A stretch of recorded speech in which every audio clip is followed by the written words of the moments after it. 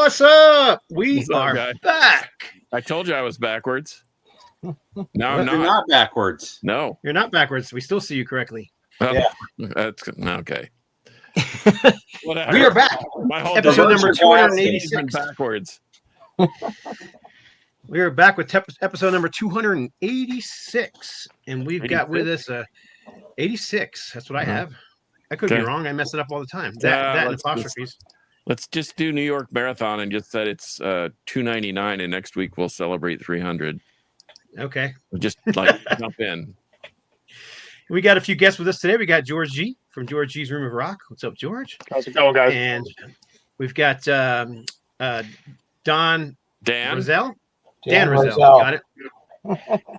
And I just met him 2 seconds ago, so we'll get to know him a little bit more. Of course, we've got the regulars here with Carcass and the Harmless Rebel up there in the top corner in his SOD shirt.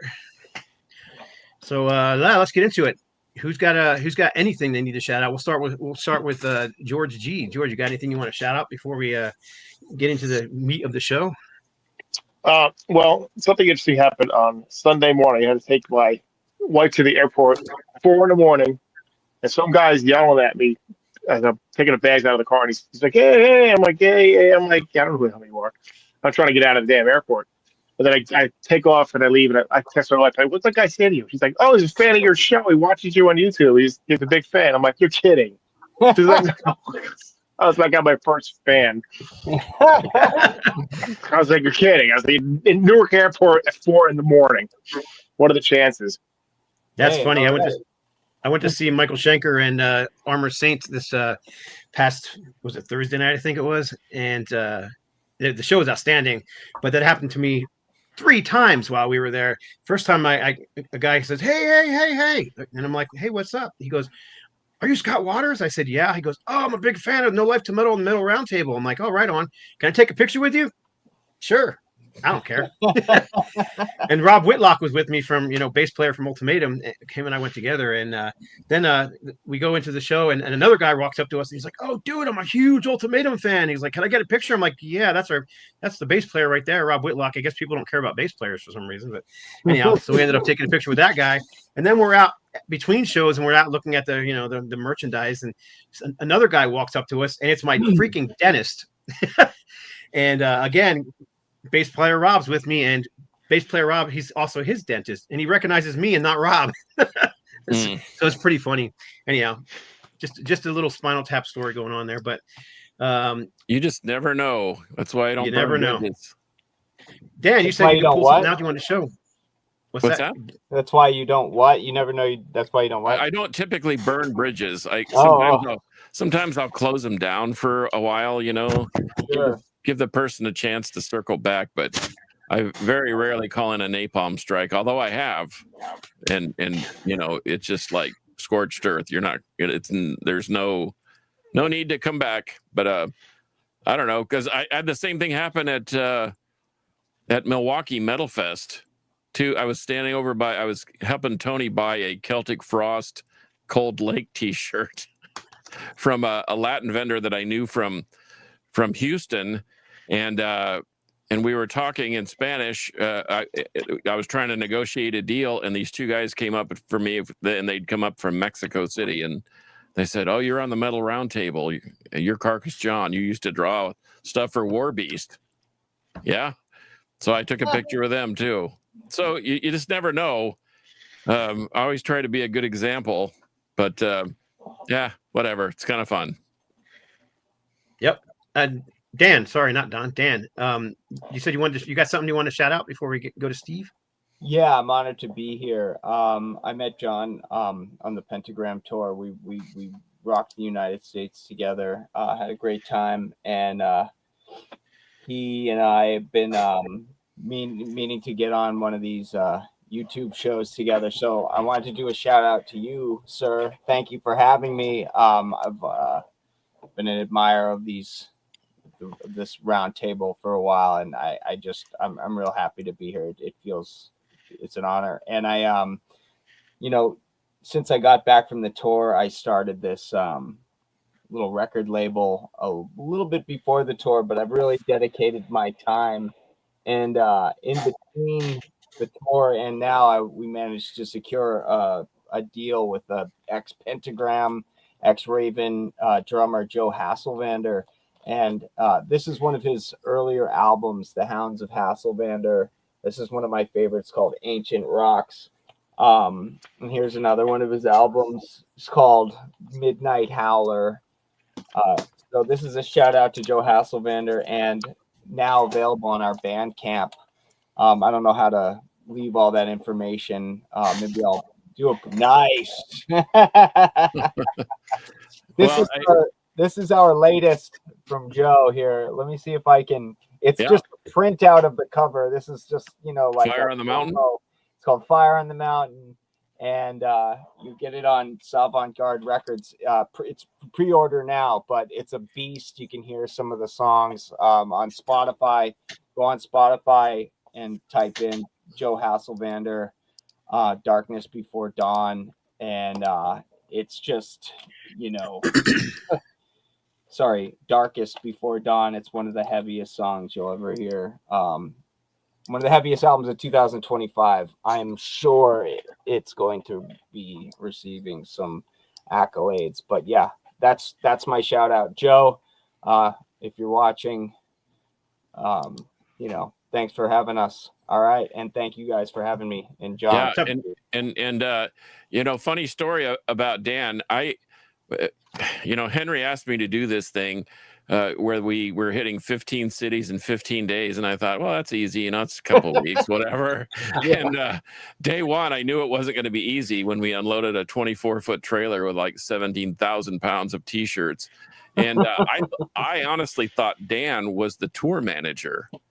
And so I'm like, yes, sir, no, sir, with him. And he's just like, hey, I'm just Bobby's assistant and I'm just here to help. And I said, oh, wait, you're not the manager? Who is? And he goes, nobody. I'm just like, oh crap. This 2 weeks just got thrown into the fires of hell. If you need to be the manager that day, you're the manager, Right. I just want to add, he's not joking about the amount of merch. It was like Metallica level merch. Crazy. There was more merch than there was band gear. Absolutely. Yeah. Oh yeah. And in fact, by about, I think, what was it, day 3? Well, it was when we came to Dallas, or actually into Frisco, but North Dallas or whatever. I said, okay, we've got to figure out how to put the gear at the back and all the merch at the front. And I did a Turbid North where we actually had a drawing of how everything fit back into the trailer. And so in my head, I'm taking pictures, but then there was a Tasmanian-like force, Tasmanian devil-like force that didn't really allow us to return everything to the same spot every night. But we did the best we could. And we sold a lot of stuff. And I think we had a lot of fun despite the, it's like I told my daughter, I said, I had ounces of fun and tons of hard work. And, but the ounces of fun were well worth it. And Dan was part of the reason, because we would, shoot the breeze about music. And we got acquainted about this, some of the projects that he's doing with Savant-Garde. And we can certainly post a link for you, Dan. So that's not an issue. But, I mean, he's dealing with guys from Hawkwind and whatever. And we're I listen to other things besides the heavy stuff. And I've actually played some Hawkwind on my alter ego shows on 128 dB Rock. But anyway, Dan and I got to be friends. And I think that when you're hunkered down in the midst of battle, you tend to learn to trust the ones you're next to. So, yes. But I learned a lot from him, and hopefully we'll stay friends forever, because it was a real learning. There was a learning curve right there. In fact, I didn't even know this, but at the last three shows, the third to last show, he said, "Oh, and by the way, yeah, I got to go home, and you got this the rest of the way." And I'm like, "Oh my gosh!" Sorry about that's very irregular Yeah, no, and it was cool because in that Somerville show in South Carolina was absolutely off the charts. It was so wild that the moshing and whatever destroyed the merch area. Scooter destroyed a bass. So by the time we got to Atlanta, we had to buy him a new bass because his 30-year-old Rickenbacker had a broken neck. And That was a nice guitar too. I mean, it was very nice. And left-handed. Yeah, Rickenbacker, solid neck all the way up to it just split. Yeah, and I mean it was a wild night. There were guys from Interceptor there. The guys from Hans Condor, I really dig them. I still maintain contact with them, with Charles. They were wild. They were kind of like a fun band. They're very fun. They're really wild, punkish, great attitude. We got to their old place there in Nashville, and they were very accommodating and helped us up and downstairs. And man, it was a wild time. And like I said, Dan and I got to be friends. But I can tell you that coming home is a lot better than going out. Anyway. Well, it's worth it. And if anybody goes on the road for a month and they don't come back as brothers, there's something wrong. Yeah, that's a brotherhood. Well, you either go back as brothers or you come back absolutely hating each other. I've seen both. Right. Yeah, we had a good time though. And Dan's a good guy and has a lot of great ideas, and I hope his Savant-Garde thing takes off. And yeah, as far as moving to Texas, come on down, man. We'd love to have you down here. And whatever. But as far as what we're talking about today, I see Scott just staring at the sky. No, well, before we get into that, we still need to have Steve, and you got something you got to do, and I've got a shout out too. So okay, yeah. So fire away. Last night was the Mighty Gamacide show here in Atlanta. Gamacide, and is it Black Mariah? Black Mariah, yeah. Not my thing, but what they do, they do pretty well. But it was a great show. My voice is all jacked up from the smoke. The level of smoke coming out of the Gamaside's, what do they call them? Oh, the toxic waste barrels. The toxic waste barrels. It was crazy. It was a fantastic show. I wish more people were there for a Monday night. Not the best night for a show, but I think it was like 35 people, 40 people there. And everybody was buying merch, so they definitely made a little bit of money. Speaking of merch, quite a bit of Carcass John artwork on display all over the place. Really good show, though. If for those of you check, I think they're just a few days into the tour. I think they got like another week and a half. So if they're coming to your area, definitely see them. I mean, it's been 35 years since they've been on the road. Yeah, they actually toured back in 2008, but just did some local Texas stuff with Rotting Corpse, and now both bands are. I mean, Rotting Corpse is about ready to start touring. So anyway, it was definitely a weird mix, though. Black Mariah and Gamacide. It would have been cool to see them with another thrash band, and both the opening bands were both death metal bands too. So it brought in a different crowd. It was a really interesting crowd. I'll leave it at that. Right on. You got to see them. It was great. They were fantastic. They put on a great show. I mean, like I said, there were 35, 40 people there, and they were playing to a crowd of 500. So I love when bands put on a great show like that, no matter how many people are there, and they killed it. Right on. Well, before we get into your thing, John, I just want to give a quick shout out to somebody, a big guy in the vinyl community who was essential in getting me and Steve and many others into doing this whole video thing and talking about music on YouTube. Hundreds of bands. I spent hundreds of bands, thousands of dollars because of this guy. Yep, I've traded records with him. I sent him a baby blanket when his third child was born. Anyhow, he passed away this past week on, I believe it was Thursday night. His name was LJ. Biosite was his YouTube channel. He was a legend he was just a legend from the vinyl community. So he's going to be sorely missed. He was a huge metalhead, but much like Steve, he also was into like country as well, mostly that rebel country, not the pop stuff so much. But Huge 8-track collector, man. I've never seen anybody with an 8-track collection quite as big as his, man. He had a complete wall of all this metal stuff that was 8-track. But yeah, anyhow, he passed away. So big shout out to LJ. We'll see you again, brother. So that's that. But before we move any further, let's see here. I got a little thing we got to do here. Ready? Here it is.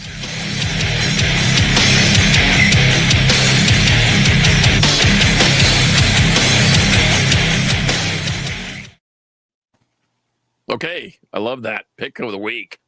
Okay, Scott, I'm going to do a double unveiling today. Okay. Okay, because I got a box from Scott, and I really appreciated him sending that to me, but I haven't opened it yet, so I'm going to do that later. But check this out.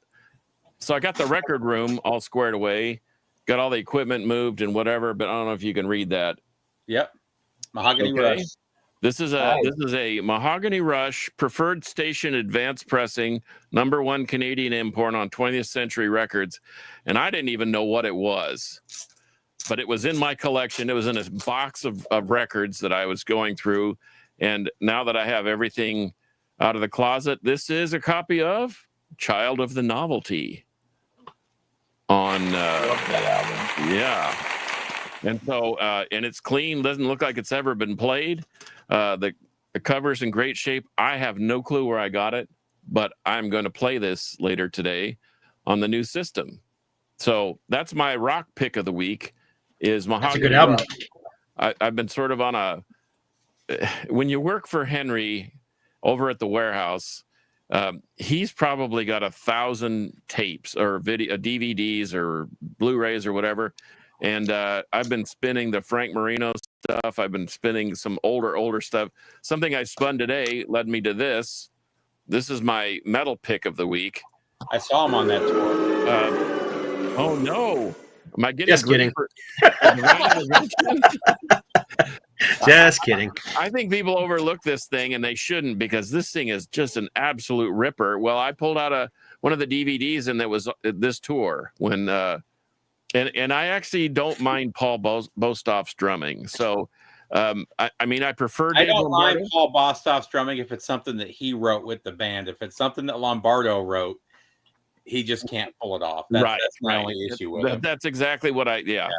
So my rock pick of the week is Frank Marino, Child of Novelty. And if you don't have the advanced station pressing, that's okay too. You can listen to that, and or Divine Intervention by Slayer. And by the way, Fraser Dawson, this is a Mortiferum shirt, not a Blood Incantation. I know they look very similar. Anyway, those are my picks of the week. Thanks.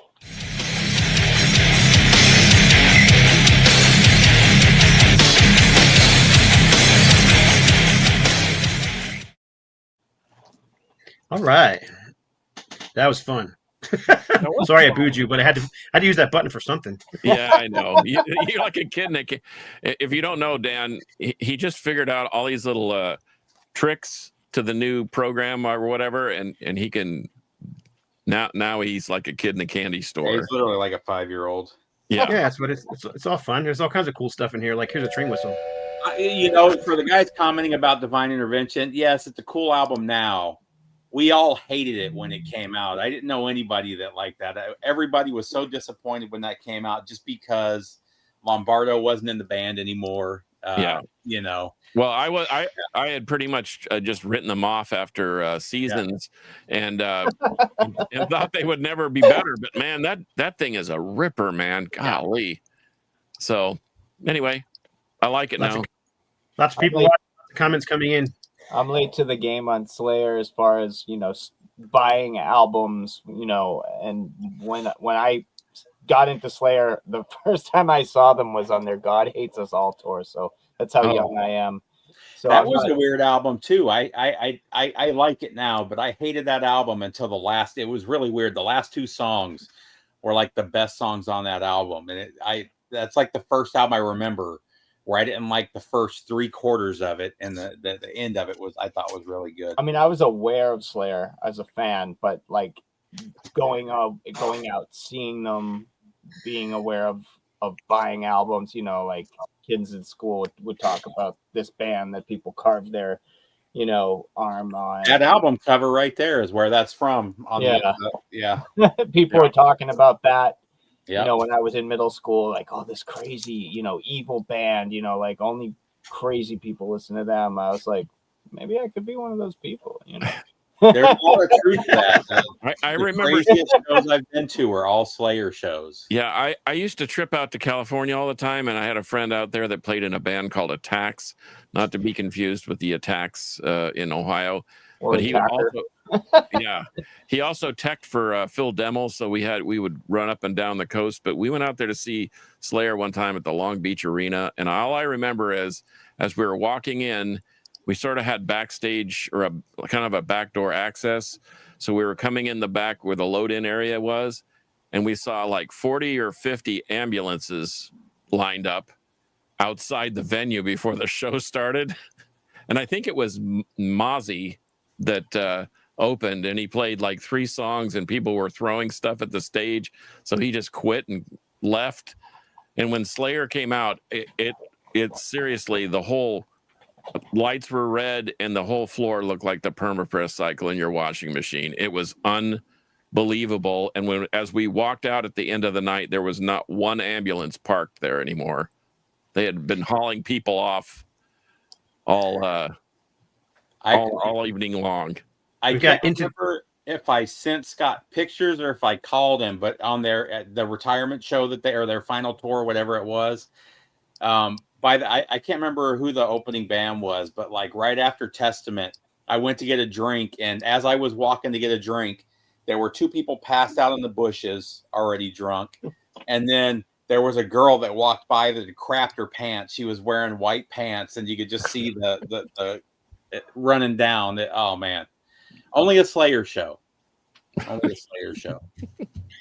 Well, we lost Dan. I'm sure Did we'll we be back in a lose Dan? second, but yeah. Anyway, well, yeah, Slayer is their own. They are their own entity. I don't know how George feels about that, but has a quizzical look on his face. But they're a man watching that. In fact, it was called something intervention, not divine intervention, but a video intervention was the name of the video. I think it was a VHS copy to a DVD, and it had the guy carving the Slayer thing into his forearm. Yeah, I remember seeing that that video. I have a buddy who was a huge Slayer fan about that time, and I remember he had the VHS tape for that, and they told the story of it and showed the videos of it and all that. Yeah, and then the guy poured alcohol or something on it and lit it on fire to kind of cauterize the wound. Crazy, just crazy. But anyway. Yep. Well, like you said, only crazy people listen to Slayer, right? Right. Only crazy people make the video. So let me ask you guys, who's heard it and what do you think? I haven't been able to find a copy yet. None of my local stores have it. I got it, but on CD, and that's probably the vinyl's probably harder to find. I haven't heard What's one song on it. What's your thoughts on it? If you talk to Shannon Fry, I like yeah, it. he's not happy about it. Really? Yeah. Shannon's on right now or not? I didn't see him. Let's see. I don't think he will mind me saying that he no, I haven't seen him yet. Nope, I haven't either. Is that Shannon? Maybe. Honestly, their last record, though, I liked it when it first came out. I haven't listened to it since. So, and I saw him on the last tour. It's me, Shannon. Okay, yeah, it's him. It sucks. I told you. So, man, we should bring Shannon on. I'd love to hear what he's got to say about it. Well, the thing about it is like all these bands, they've matured. In fact, I had this discussion with Henry today. We were talking about Lars being such a putz, and I've never really known a guy that hasn't gotten better with age. You know what I mean? Even Neil Peart was doing things on the next album that were just incredible, and Henry said, well, if you knew all you had to do was go 4/4 and just do the basics and triple your bank account, that's what you do. And I thought, yeah, I guess, but that just Seems check like your cheating. messenger on Facebook. But anyway, I don't know. He's There back. he is. Sorry, guys. I had to get some picks of the week. I was not prepared. I didn't want to do double share, so I grabbed a couple things. So No, that's all right. No Okay. worries. No worries. We're just talking about the New Testament. Have you heard it yet? I have not, and I've been meaning to buy it, but I've been so broke, and there's like 10 albums in my like Q. in my cart, and I'm like, I want the new Gravedigger, I want the new Halloween, I want the new, Testament, I want the new Sodom. Like, I want everything. So You know what? I'm ready to Well- hear about this Testament because I've actually. So George, tell us what you like about it, since you're the only one here who seems to, until Shannon gets on, who seems to Well, I have thought anything to say about it. I love the I thought it last. was a good album. I got no problem with that. It's not as good. I don't think I like Titans better and Brotherhood of the Snake better than this one, but it got a little couple of different things on it. But the first song, For the Love of Pain, is really heavy and fast. Almost almost like a very black metalish scream to it. The way he belts it out. I thought that was probably the best song on the album. But I don't have a problem with it. I mean, it sounds like Testament. I mean, I have a lot of mixed reviews, but people I've heard didn't like it. They thought it was, they're just following another formula. They sound the same as they always do. But, people get PO'd when it's like, if they change their sound, they get mad. If they keep the same sound, they get mad. So you really can't please anybody. And I didn't think they really changed their sound that much from the last one. I mean, the first couple of songs are like just a jackhammer to the brain, super fast, exactly what you expect from Testament. I mean, the guitar playing is great, but I'm really hoping that Shannon will kick it on here and we can hear what he has to say. Well, is it? But do you get Disciples of the Watch or Over the Wall or Curse of the Legions of Death, or do you get anything like that, or do you just get? Well, I mean, those songs are all great, but they're also songs that we've been listening to and singing for 20, 30 years. So, I mean, the new one is literally only a couple days old now. So, I mean, I'm just getting used to hearing those tracks and getting used to hearing those songs. So I really don't know if it's going That's the to one live thing up I to that do or like. not. We talked about it last week. That's one thing I like about that new Megadeth song is it does sound like 1989. Excuse me. It does sound like 1989, 1990, whereas a lot of the bands aren't doing that. Somebody mentioned Sodom. Sodom's one band that really hasn't had a fall off. They've stayed. They found their formula with the war metal, and they do it better than just about anybody. George, have you heard Absolutely. that?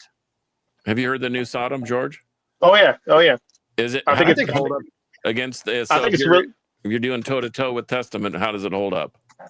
I like the Sodom one better. So It's far, an I like excellent. Sodom, It's a good album. Love far, I like that Sodom album, better, too. man. Love it. but I only heard the Testament once.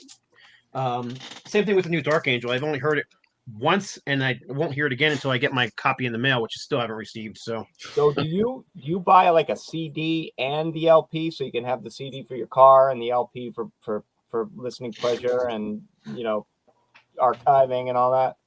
not really. I mean, I do buy CDs as well. I have, obviously you can see them behind me. Yeah, But yeah. no, I usually buy the vinyl first. I work from home, and I listen to music all day long. So I don't. Yeah, I just listen to vinyl. yeah. Well, I If I really, really like a record, yep, I'll buy it. I'll buy more than one copy of it. I'll buy the CD and the vinyl. Something I've been doing is I've been buying the album on Bandcamp, and they give you a download, so Yeah. you can. So you wait for the record to come, and then you've got a 24-bit download from, That's and the from band, Amazon, and the too. band actually gets paid.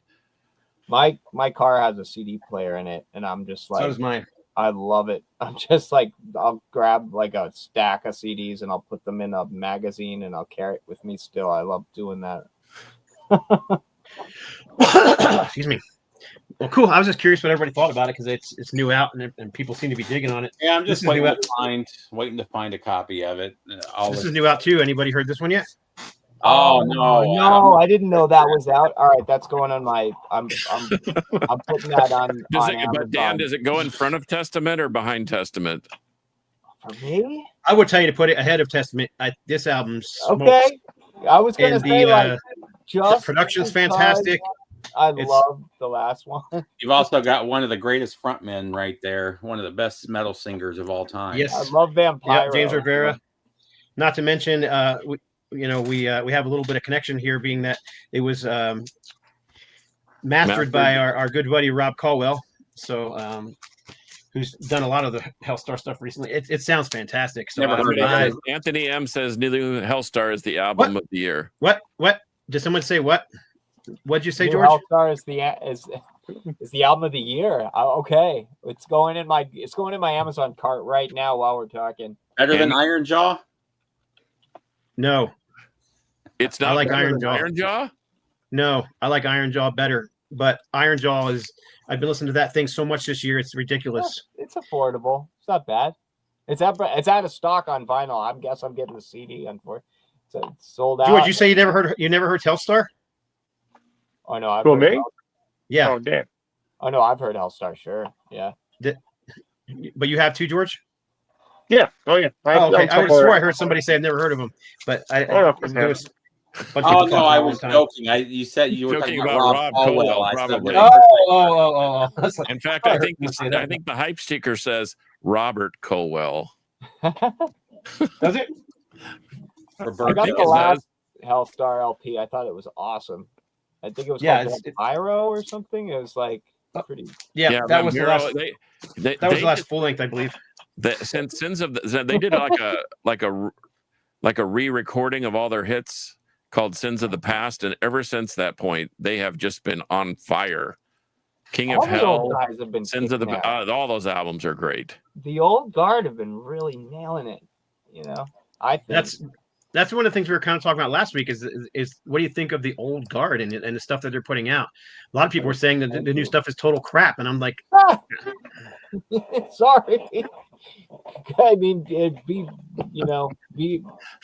miserable. Don't give it a shot. But if you Somebody like metal, somebody you'll enjoy it. on somebody on the local radio station called him the Mexican Dio, James Rivera, and it Man. stuck. and it But, sucks. People still call him that to this day. Did he He record probably the likes album it. with his fangs in? I think they're permanent now. I see that. I think they're permanent. I truly do. I saw him at Hell's Heroes because we go way back. James used to be my assistant office manager when I was in business for myself back in the early aughts. He'd come off tour and he'd say, "Hey, I need some hours," and I'd say, "Well, I've got an office that's full of files and calls that need to be returned." And he was really good on the phone, and so he would come in and yeah, James Rivera, good on the phone, a good phone guy, and We're very, getting very organized. He talked like We're getting a this. few more people asking us about. Has anybody else besides me heard the new Dark Angel, the whole thing, the whole I album? have. I I've been yeah, what- waiting for my. sounds like for it to thrash come metal in. to me. That's what I've heard. Me too. I Sounds like thrash metal to me. That's an endorsement. My I friend- believe I heard it Record once. Shift. Did you order them? Did you pre-order the vinyl, Steve? Yeah, I ordered the signed copy that they did. They should have sent you a. Everybody who ordered it, they sent the digital download. You could download Wave or. Yeah, I know. I haven't. I personally, I'm waiting for the record though. Me too. I downloaded it and listened to it once because I just really wanted to hear it. I mean, y'all know that Ron is a very good friend of mine, so I was anxious to hear it. I think they did some odd stuff with his vocals and some of the effects, but from what I heard, I kind of liked it. But again, like I said, I heard it once and I heard it through my phone of all places, so not the best place to listen to music to. Well, I listened Going to it. back to James too, Go ahead. real quick. People forget he can hit those Dio high or Dio those King Diamond highs too. Early stuff when he was hitting those super high notes is fantastic. Well, and if you ever have a chance to see his Judas Sabbath tribute, go. I mean, in fact, Shannon used to be his drummer when basically Avenger of Blood was his backup band when he would travel west. And now he's got another. In fact, he's got a group in Salt Lake City where we saw him at the Aces High Saloon when we went there for a death metal show. He played the next night, and man, it was just hit after hit after hit. He did that Killer Covers album too. Yeah. So he's got something. He's been doing it for 50 years. He's been in the business. I mean, I remember when they were wearing white patent leather tassel boots and spandex back in the early 80s, back in the day. like everyone else. But anyway. Well, how about here's another new one. I know you got some stuff you want to show, and so does you got something you want to show, George? Did you pull some stuff you wanted to show? Yeah, I got some stuff. Oh, go ahead, do it, man. Oh, okay, all right. Yeah, Well, I this got is a this, free for all, man. Just whatever you want to, all whatever you right. want to talk about, just show it. All right. I got the Led Zeppelin EP, the live one. Oh It yeah, just I came haven't out. yet. Yeah, it's. And how is it? I've heard the songs. It was on the DVD they released back in like I think the early 2000s. It's just all the stuff. All the songs are from Physical Graffiti. So I guess it's just because it's 50 years from Physical Graffiti, but they put this out as a whatever it was. So it's kind of weird, but I had to get. I love Zeppelin, so I had to. I figured I had to get it. So it's kind of bare bones, for the CD, but it doesn't matter. It's good though. It's Zeppelin, so Is it just the tracks, or is it like studio outtakes, or what's the? no, it's just live. Oh, lot, great. It's in my time of dying is from Earl's Court, 75, and Trample on the Foot, Earl's Court 75, and Sick Again and Cashmere are both from Networth 79. So, Oh, but it's There you good. go. It's Zeppelin, so what are you gonna do? Oh, here comes trouble. we got With a Shannon capital Fry T. from the mighty Avenger of Blood. So Shannon, give us your lowdown on the New Testament first, because I'm curious what you think. I hate it. It's not. This is why we brought you on, because I want to hear some of your opinion. Well, fuck, let me set my phone here real fast. Like, 1 second. No worry, take your time. In the meantime, I'm going to show this. Oh man, Whoa, that looks cool. What is? I've never heard that. This is a new Creeper, and the new Creeper is fan-freaking-tastic. That it's Um, my that wife's looks- brother's the album band. Cover's cool. It comes out October 31st. And it's freaking it's good. It's I call them someone keeps asking me, people keep asking me, who do they sound like? And I say it's a cross between Pantera and Overkill. What do you say, John? Yeah, and then they're evolving into something else. I mean, I don't know. I think they're actually doing good things with their sound, but they get pigeonholed into the Pantera thing just because they're from Dallas Fort Worth, and everybody that has any rhythm, unless you're a black metal band like Black Mariah, they do have some of that Pantera vibe here and there, especially like They more do. like the power metal Cowboys from Hell era Pantera, where it's a little more melody and it's a little less aggro, screaming at you like a pissed off drill sergeant kind of stuff. Yeah, they're hard to describe, and that's what makes them unique. That's what I think is going to probably help them move records, is that they're just different. They have their own sound. Yes, they've got influences from other bands, but yeah, they and live they are unstoppable. I mean, they had one of those shows up in Tulsa where they had 15 people there, but they played like there was 15,000. But that's just the way they do it. They're just that good. So Shannon, go ahead now. Sorry about on that. No to problem. that New Testament. First off, okay, I understand what they're doing. They're trying to expand beyond what they're known for. But to me, they're adding elements to me that shouldn't be there, like the whole black metal aspect. Like, stop. You have Dragon Lord. Make a new Dragon Lord album. Don't put that in Testament. The guitar tone to me is just, there's fake, and then there's mega fake. And it's amp sims, and I hear it. I'm partially deaf, and I hear it. And it drives me bananas. And the vocals are so try hard. I love Testament. I love Chuck Billy, but what are you doing? What are they doing? I just don't understand. So Sounds Shannon, like he was trying to growl a bit more in this one rather than sing. Is that what you're thinking too? Yeah, partially, but well, the vocals he's so monotone. The death metal vocal is so monotone from Chuck. It just there's no texture really to it. is it His voice That's is my kinda problem. going at Demonic? this point. Is that recording? Is the new recording more like Demonic from them? Because I hated that record. In fact, I've owned it 6 or 7 times, and I just keep getting rid of it because I don't even want it in my collection. It's not as bad as Demonic. It's Okay. second. I'll put it second. Second I worst. actually liked Demonic. And what was the other one? The Gathering? Is that the other one where they did kind of the death metal thing? No, that Gathering was an absolute Gathering shredder. was, the Gathering Creepers was on- amazing. The new Creepers on green vinyl. Someone who asked. It's not. It's at the first pressing. There's only 200 copies available. So and not a whole lot of those left. So I didn't like Demonic when it came out, and me and one of the guys in my band got in a fight because he loved it, and I thought it was absolute trash, and it kind of grew on me, and now I actually like it. But maybe because he just played the shit out of it, when we were in the van. But I got a discount copy of it for like $10 at a store we have up in the Northeast called Newbury Comics. They had like a discount thing. I was like, hey, that couldn't be that bad. I grabbed that. That was all right, But, I'm not like die hard Testament, so I wasn't going to be disappointed by something with them. Who was the drummer on that? Was that Bostov? I think it was, what's his name from? Gene Hoglan? Yeah, it's Hoagland. Was it Hoagland? Yeah, Hoagland's on that because he's not on this one. I can't remember who played on this one. I have to look again. No, he left. Chris. Yeah. The good, Chris new drummers. No, not Chris Contos. Chris.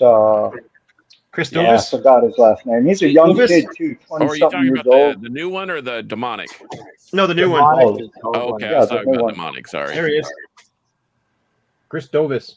Yeah, I That's- saw them with him after I saw the tour with Lombardo, and actually Lombardo didn't sound good on that last tour that he did with him. He was off the whole night, and then I saw the next tour with him. Well, where's Louis Clementi? Is he just done? He lives in Indiana or something now. Last I heard, he was doing one of those an antique store. Huh. Thanks, Rod. It was Low. You're correct. Low was the other one I was thinking of, not The Gathering. Yeah, actually I Low's like still Low, a good album. too. though. I like Low. There's some good stuff. Yeah, on I it. like too. Low better than Demonic. Mhm. Okay. Yeah, I well, do I'm too. encouraged. All right. Well, before we move on, Shannon, real quick, what's your? You also had thoughts on the new Dark Angel. Again, the vocals. Like, why are you fixing something that's not broken? To me, Dark Angel was not broken. They take 30 years off and come back, and the vocals sound so strained. They just, I So what do you think it is? understand they're trying new things. And just to me, it seems like everything that people are doing nowadays just falls short of what they're known for, So give us something you really like. I know something. I like. I'm serious. I like. Let's put this in context because I feel kind of the same way you do, where I'm just like it's just to stamp it out. I bet he likes this. Oh, that rules. Of But course. it's not. We never changed anything. Well, the thing is it's like a creator. It's like the same. They're just regurgitating similar things. I really like the Hyrax. I wish Is that that live the they new had the Hyrax? second guitar, but we've had that discussion too. So I don't know. I do like that new Hyrax. I do The like new that new Hyrax is Hyrax. it's almost a return to their earlier sounds with the kind of crossover, punk influenced vibe. It doesn't have the same all metal attitude that the last few albums have had since the Harrison brothers have left the band and Glenn Rogers. That's So my Shannon, opinion. tell me something that you really like that's relatively new. Oh, Not that's to put kind you of on the hard. spot. That's kind of hard because there isn't much. Okay. I haven't That's an haven't answer. really listened. Yeah, I don't really listen to new stuff. Everything that's come out is just falling short for me, and I just have no interest anymore. It seems like. Well, I know I do that too. I go through cycles where I harken back to the old stuff and just, I've got so much I got a room full of records, and I just sometimes go in there and am I going to listen to something new or am I going to listen to something old? Kind of like that. I had pulled that Angel Dust out for an episode, and I thought, you know what, I'm going to sit and listen to this. And man, That's not nice. anyway. Who's got the cat in the background? But someone asked if that's Ron in the background. Me, he's loud. He doesn't That's all right. know when to shut up. He's fine. That's Anyway. great. Which Angel Dust? Do you The first know- one. Oh man, that first Angel Dust is a 10-star record. It's so Yeah, good. that's what I'm saying. Yeah. And then they completely changed. They went like Shannon said, they go off Progressive, the yeah. rails. They put keyboards in. they become like a Stockholm syndrome. We've done 3 albums, kind of like Therion and Sentenced and all those bands, and they go completely in a different direction. And Mekong Delta is the same way. That first Mekong Delta is just killer thrash, and by the 3rd album, they're doing progressive metal, just like Angel Dust. I mean, Therion's now got chicks in evening gowns playing violin, and they're wearing tuxedos. I mean, what the heck's going on? Yeah, They were the most. That was Into Darkness was like the heaviest thing from 1991, and then now we've got this. I mean, well, I like bands to evolve too. I mean, my favorite band, and everybody, I'm not going to apologize for it, is Ozric Tentacles. They've been extremely consistent, but they've been progressive. They've changed a few things up. They've had a huge lineup changes, but yet they still maintain integrity in their music, and they're not afraid to try some new sounds or some new. But Ed Wynn, who's the founder and the chief songwriter, maintains the consistency. He doesn't change what's broken. He just adds to it or tries to get a kind of a different look to it. But man, Overkill's another one.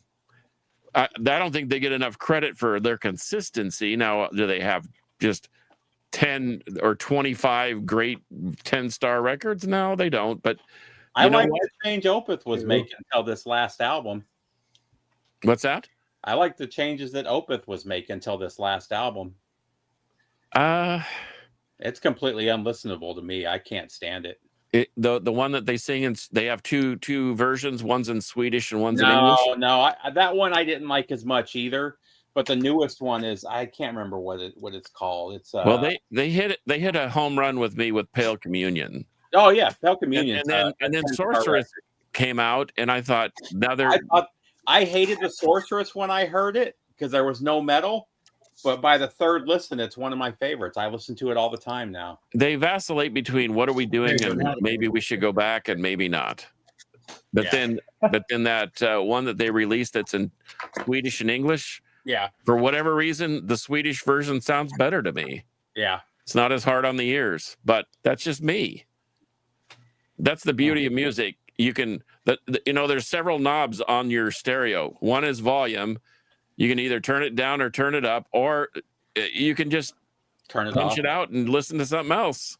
Yeah. Well, on the newest Opeth, everybody was like, oh, they brought back the metal sound to it. And it goes between kind of their metal and their prog, but they don't do the metal or the prog very good on the newest. I'm going to dive into that because I really like that. I really like that band. I think they're weird and I think they're eclectic, but I think they're really good. I think Michael Ackerfeld is a genius. They're great musicians, but I think they've just lost their way at this point. I think I stopped with them on Still Life. Yeah, that's a good one. You didn't like Blackwater Park or Damnation? Did Blackwater Park come after Still Life? Then I like that one. And after that, I didn't listen. Damnation and Domination, whatever those. I stopped. The comments are coming fast and furious. We're getting a lot of people saying that this is one of the best albums of the year. Yeah, I need to buy that. I don't know much about them. Can somebody enlighten me? New band playing thrash metal. Their style of thrash metal, to me, especially on this particular album, leans towards the Agent Steel, Toxic, Realm, Power Mad. Did they just play with Sacred Reich? Yes. So more of a speed metal band. Yeah, more of a speed metal band, but they still have thrash elements too in the music. But the vocals are cleaner than most thrash bands are. There's no growling at all, so there's no depth. They were looking for new bands to listen to, in the classic vein, just because I feel like I've exhausted the repertoire of the greatest, and I want to hear new, not because I think it's better, but because I've heard the best so much. I'm itching to hear something new from the old guys, just to hear what they have to say. To me, they're reminiscent of the early Enforcer before Enforcer went completely commercial. Okay. Like the first 3 Enforcer records. Great. I'm getting texts on my phone on top of people, man. Everybody's talking about this. And I just got one from somebody from a record label that I work for, saying that he thinks the New Testament is their best album yet. Oh well, that's ridiculous.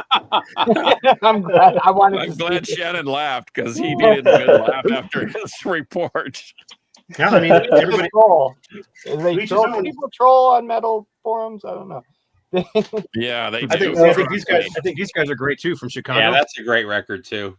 I found an Italian band when I was on tour over the summer in Europe, and I thought they had the best sort of like classic. Let me see if I can get a good picture of this. They're called Hell Crash. I got to take the CD out because the glare. They're kind of like Venom, like just Venom worship, like Welcome to Hell. My camera is my camera is There you bad, go. but this You mean like band this band? is fantastic. They're called Yeah. Hell Crash. Let me see. It's all backwards. If you It's can not. We can find see this, it. It's legit. This is one of the best. Oh man! And as a throwback band, I was like, "Wow, these guys do it really well." I don't know too much about them. They're Italian. They're on this label. What the heck is it called? It's the Dying Victims Productions. Maybe that's the distribution or the Dying Victims. And I've been buying stuff from them. They're putting out a lot of classic sounding newer bands. And the Latin America's got it down, but this one, an Italian band, Hell Check Crash. out if you haven't listened to it. What's it? Is it Suicidal Angels or Suicide Angels? Suicidal Angels. Man, that's one of the best records of the last 5 years. That record was a killer. You didn't like it, Shannon? No, I like the first one. After that, they just fell off to me. Different sound though. It was more of isn't a different vocalist? Yeah. Yeah. That first one I listened to. That first Suicidal Angels I listened to nonstop for like 2 months. It never left my stereo. It was just, or my ears rather. That's how I've been with the newest one. I really dig the newest one, where it's that they started off more death metal and it's more thrash, straight up thrash now.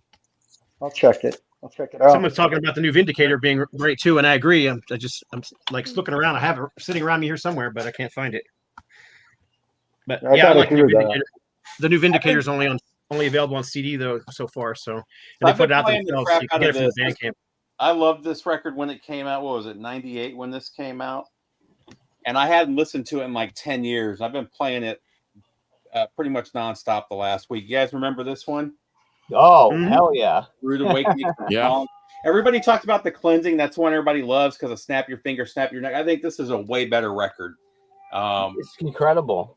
But yeah, I've been playing the crap out of this lately. So I just read today they have a new live album coming out.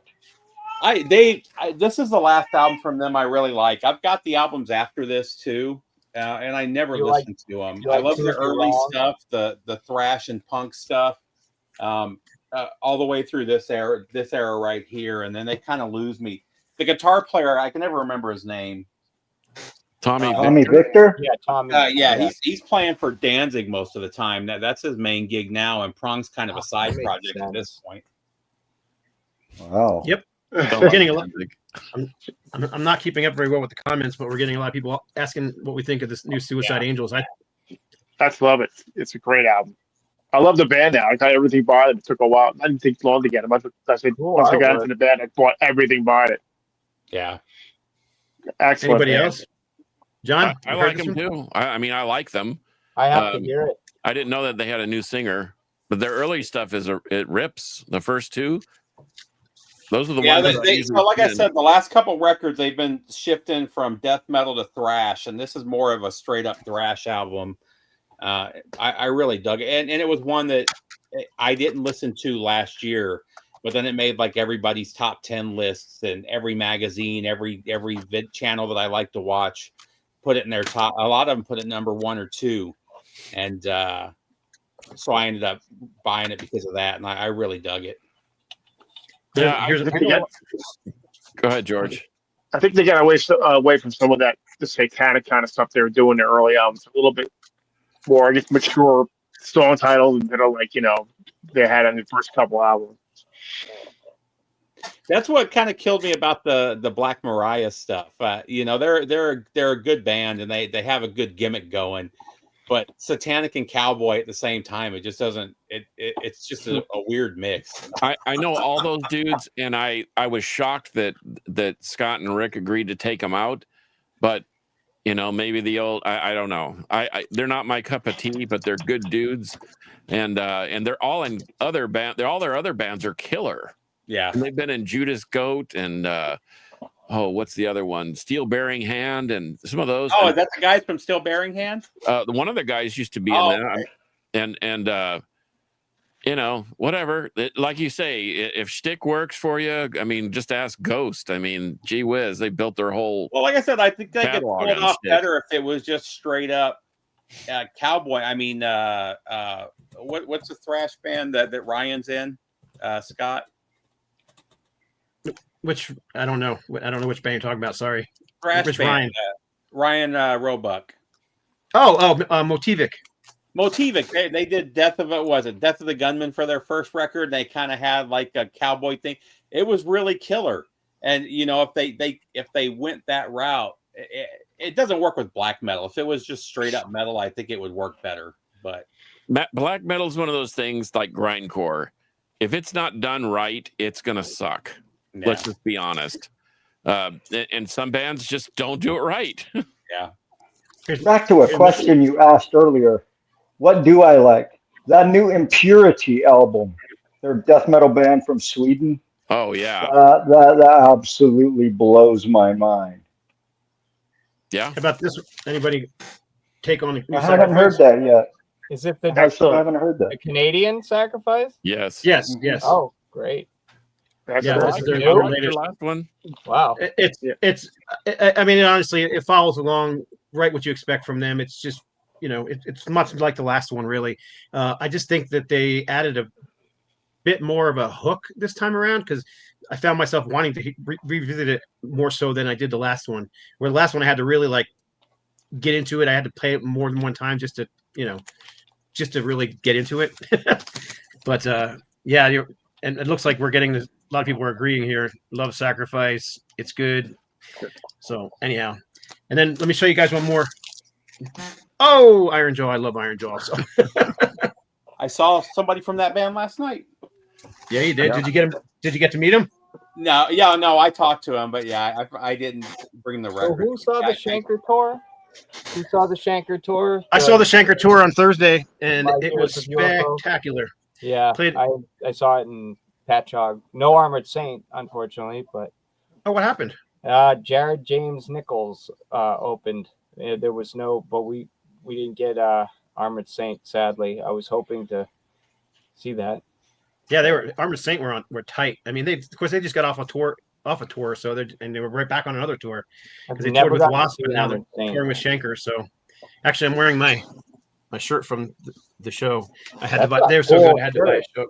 That was one of my first favorite bands ever. I bought when Metal Blade was liquidating their back catalog. You could get at any Metal Fest, in the late 90s, you could get the Metal Blade cassettes for 50 cents each at any Metal Fest. And I bought all the Armored Saint albums because I was like, wow, these album covers are cool. Bought them all, and that ended up being one of my favorite bands. It still is to this day, but I've never seen them, which is crazy. I've seen John Bush Anthrax, but no Armored Saint.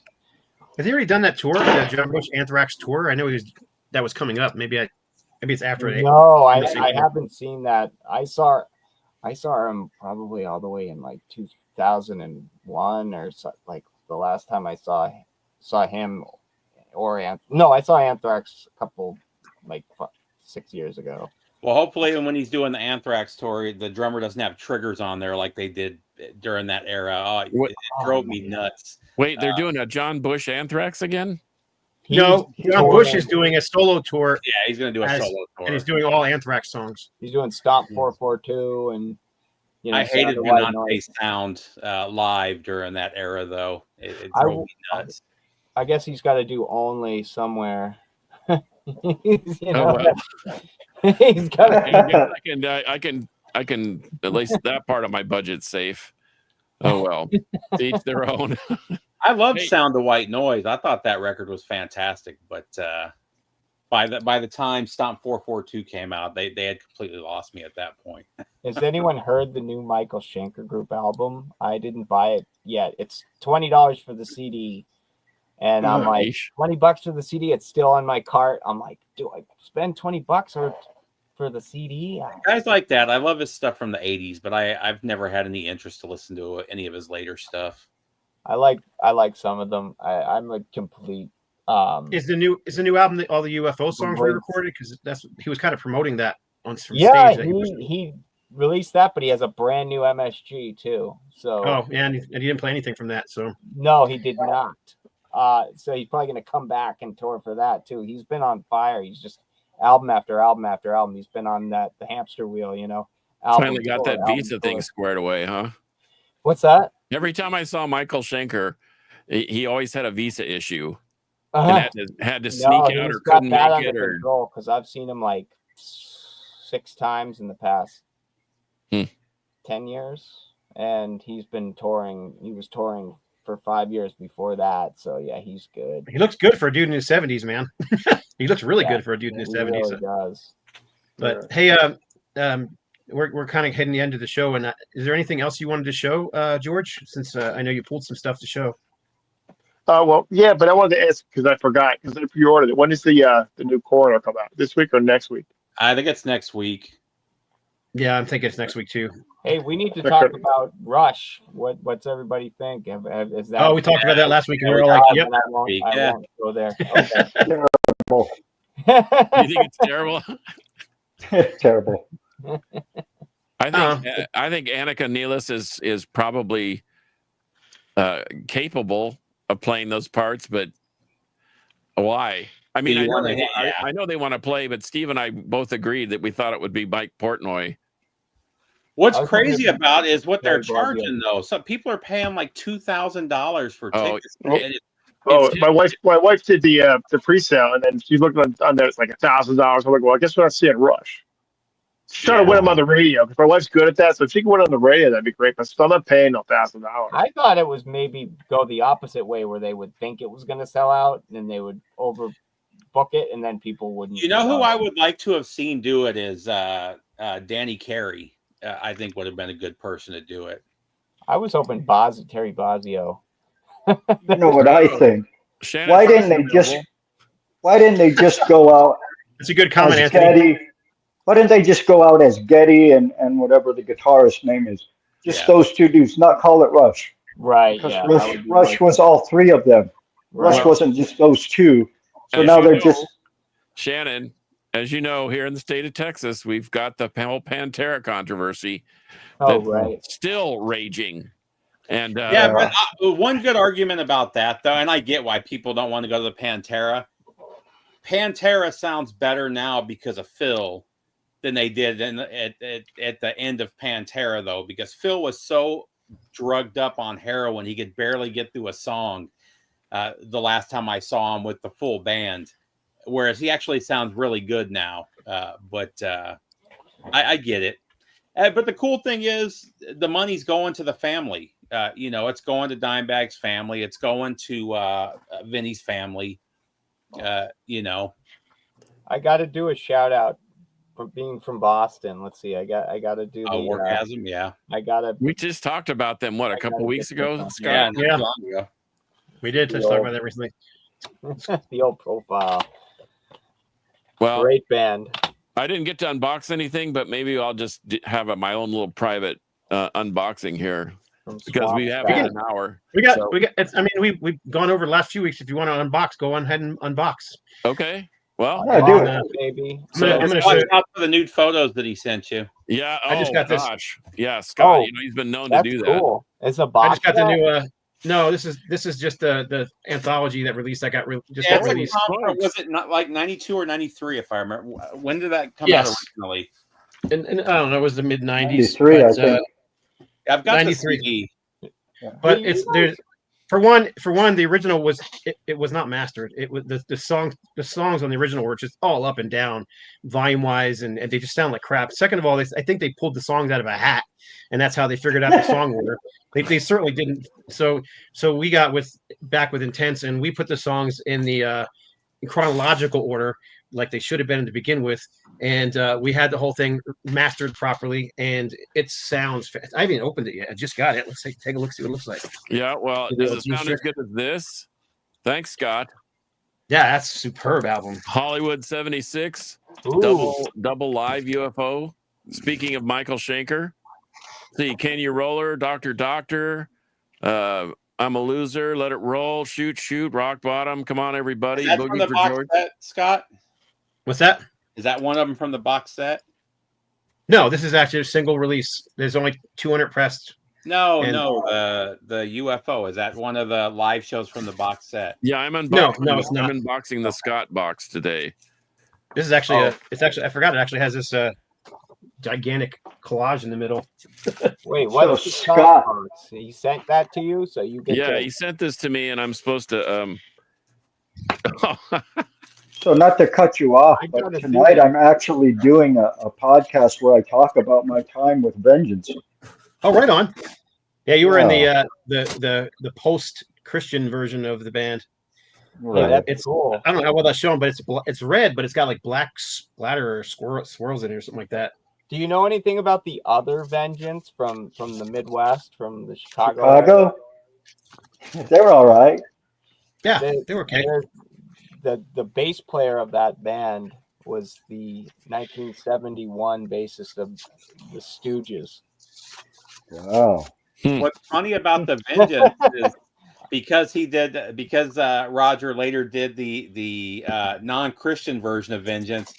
For some reason, when he got the stuff put on all the streaming services, it doesn't show as being a Christian band. So I was listening to Vengeance at the gym one day, and it was all like satanic music, and then Vengeance mixed in with it. Yeah, it was the funniest thing. So you'd be listening to like White Throne, and then Deicide would come on. They're like, "What the hell is going on?" What else That's is weird. in that box? This is driving me crazy. You're opening up a treasure chest. Oh, it is like opening a treasure chest. You got to point your video camera down. We got. Oh well, no, I'm Doing just the waiting for you unboxing. to clear the deck about Vengeance, because it seems like Chicago had a way of stealing band names. You know, they had a Devastation up there too, which we all know that Devastation's from Corpus Christi, Texas, brother. But they had one that was a pretty serviceable death metal band. Well, you guys got there was a Slayer, right?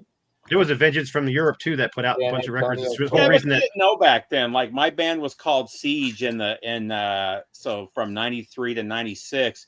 We had no idea that there was a punk band in Chicago, or not Chicago, and it was at Boston. England. In Boston. Come on. Yeah, we had no idea that there was a Siege there too. You know, we didn't find out until years later. I got a we Siege were doing a connection. show and somebody came and they thought they were going to see that band and they were pissed off. You know, so that's how we found out. Well, that's Mark Fields, our friend from Mutual that I've friend known of ours. from Rob, and he's a great sound guy too. He's got, in fact, you need to be friends with him because he's got soundboard recordings from some of the greatest bands ever. My brother played in this hardcore band. Really? All right on. Yeah, Proclamation. So is you got everything? Are y'all done there, John? Well, no, I mean, You you didn't sent show me you sent me Della Reese because I asked for it, and you were gonna pitch it, and then you sent me this because you were gonna pitch it. But this is Oh, Hey, this is no joke. I Scott love has the biggest Osmonds collection of any metalhead. I on love earth. the Osmonds. I'm at home here. This That's is not great. even a joke. hey, Crazy Horses. That's a heavy song. Yeah, And then yeah. I, like for the the life of me, plan. can't remember the name of this. Scott. Look on the spine. Look on the Well, spine. Oh I yeah, can never remember the name of that band either. They're Death Necroblation. metal. Necroblation. Yeah. Yeah, What do you know about? he asked me if I'd ever heard of them, and I said no. And I jumped on YouTube, and man, these dudes are crushing. That looks cool. Do you know them, Shannon? So Necroblation. Necroblation. Never heard of them. Never heard of them. Did He's you wearing play a- in Vengeance? No. What's that? Greg. No, They they're- were with vengeance. I think Are these- Necroblation are from. I think they're German. But Necroblation, killer stuff. Carcass John approved. That'll be on the crypt. And then, Necroblation are from. Looks like from Switzerland. I just looked it up real Okay. quick. Yep, Switzerland. and then he sent me a burned copy of Flotsam and Jetsam Ugly Noise. It's actually not a burn copy. What it is it's a it's the Like a- test pressing CD. Oh, really? Yeah, Right on. It's a test CD. So Okay. Yeah, well, it's- I'll be checking it's that the- out. And since I have a it's the CD they turntable use here to in the duplicate office stuff. now, I can do that. I can do Scott, where I can sit in my office and work and listen to records. that's what I do all But, day long, every day. If I That's can what stay off did the phone for long, 5 listen to years. the I record. missed it. And here's the guy who made me have the biggest Osmonds collection in the world. Yeah, Blackmore right there. Rules. Yep. So I've got lots of duplicates. So I when I get the duplicates, I give them away to other people, and that's Hey. what you got right there. You know, my fondness for the Osmonds goes all the way back to college. I danced with Marie at a school dance that I was actually DJing, and my friends came up to me and they said, "Hey, man, that's Marie Osmond." And I said, "Well, you should go dance with her." And he goes, "Oh, no way." I said, "Well, I'll go dance with her. Just watch I had two tape machines and turntables and all that stuff. And they bet me. I had 4 friends bet me $20 that I wouldn't dance with Marie Osmond. I walked right up to her and we danced 1, 2, 3 songs, including the slow dance at the Wow. very end. And I got my $80 and packed up my gear and was a happy camper. Wait, where She's was definitely- this? At Brigham Young University, buddy. Oh, cool. Yeah, She's definitely, early 80s, long So time you're a ago. Mormon? she's definitely not hard on the eyes, that's for sure. No, not at all. Even- Still. and she's She was about still, a yeah, buck- she was about $1.05, $1.10 back then, and she went to school there. So why wouldn't you ask her to dance? Good grief! So did you all watch the television show, the Osmonds? back in the day. My parents used to watch it. Well, Shannon, guess I'll I put did it probably to you too this then. way. I'll put it to you this way, Shannon. I had 4 younger sisters and no brothers. So what do you think? Yeah. Yeah, yeah. Right on. My wife knows that I dance with Marie Osmond. She's heard the story. I'm pretty Right on. open Well, about hey, that. Anyway, We're way over, but I want to give our guests a chance to say if you guys want to say anything before we get off. So, George, is there anything else you wanted to show, add, say? Just real quick, just because you got I got this not too long ago. Pentagram, first days here, all the early stuff before they actually put out a proper album. So Yep, Good that's stuff a good there. compilation. that's killer stuff. yeah, Is very that- good stuff. Is that mostly Victor Griffin on guitar on that one? Oh boy. I think That's that was before Victor Griffin was in the That's band. before- if I yeah, remember that's correctly. Could have been. It could have been because Victor was in Yeah, the 80s. no, it's not. McAllister. Yeah, I Yes. think Victor was after. Yeah, McAllister. That's what it says. Yep, Right on. good stuff. That was it. Awesome. How about you, Shannon? Anything you wanted to add before we go? No, just looking forward to that new Coroner album. Have you heard That's any of it about yet? Just the one song they released. I don't know if I they heard released 2 any of the others. but- songs. They played 2 of the songs live when they played here, and I dug both of them. So Nice. Yeah, Right on. they were great live at Hell's Heroes. There are some that didn't like them at all because they were a little bit droning and a little bit slow, but they were really good. the only thing that's weird is they have the guy on stage with the computer that just stands there the whole time. He was sort of in the background at the. He's totally out of play. Well, it was a small stage because they played at the Earl when I saw him, so it was a small stage. But Yeah, I don't know why he's on the stage at all. He should be next to the soundboard or whatever, But Right on. And Kevin Dan. Kevin Gartland, Bobby Liebling is an acquired taste. So Yeah, until you know the whole story, yes, I think we've all done some unsavory things, maybe more so than others. But anyway, and Bobby's Yep, Bobby's one of those guys. I've only met the guy 3 times, and all 3 times I have a story to tell from meeting him. Oh, there you go. right on. anyway, I agree with Metal Outlaw. Rest in peace, LJ. We did do a little bit of a tribute to him at the very beginning of the show. But one more, Dan. I keep wanting to call you Don. What the heck, man? That's Dan. There's a Donny Osmond, baby. There you Um, go. Hey, when we go off the air, stay on for a second. I want to get your email address. So Absolutely. is there anything you wanted to I add just before we go?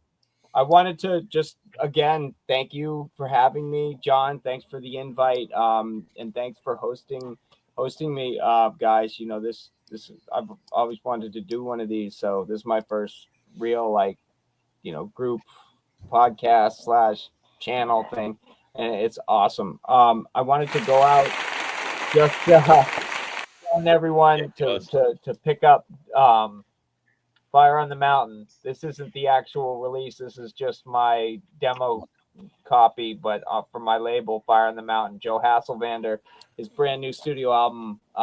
It's dropping on November 7th, but you can pre-order it on Bandcamp. So we'll get the link. But yeah, support Joe. He's one of the heaviest cats out there, the Godfather of Doom. On this album is fantastic. Right on. I hope you guys check it out, and thank you for having me. Right on. How's he doing health wise? I heard he was struggling for a while. Joe had I'll let everyone know, Joe had a heart attack. He went on a health kick, and he's been hiking, living on health food, and changed his life around quit smoking. He lost like 100 pounds. The dude is thinner than me, and I used to be the skinny one, and this dude is kicking ass. He plays all the instruments on the record, and his doctor said he's okay to play drums, just don't go on tour. He basically reversed his heart condition, and he's out there, and we're putting out music with him that's going to be some of the best he's ever done solo wise at the least. So let's That's say, good news. I'm glad to hear that. I was kind of curious how he was doing. Joe's doing awesome. If the Hasselvander fans out there, great news. Right on. So, well, we got to get going. We're way over, but you can find you can find Steve. Here we go on YouTube at Harmless Rebel 868. You can find him on YouTube and on Facebook and all the other kind of fun places too. Looking for Steve Bodine.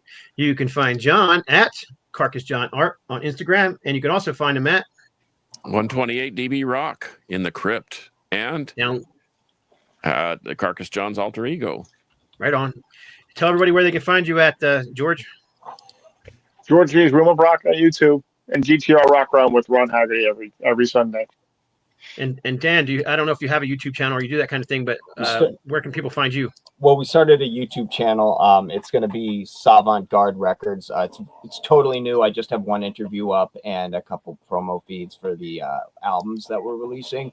I have an interview with Tony Reed on there, so check it out. That's Savant Guard Records. That's GUARDE Guard, and Savant SAVANT. And I'm also on Instagram at Savant Guard Records. So that's it. And find me on Facebook the same way. And yeah. Right on. Thank you.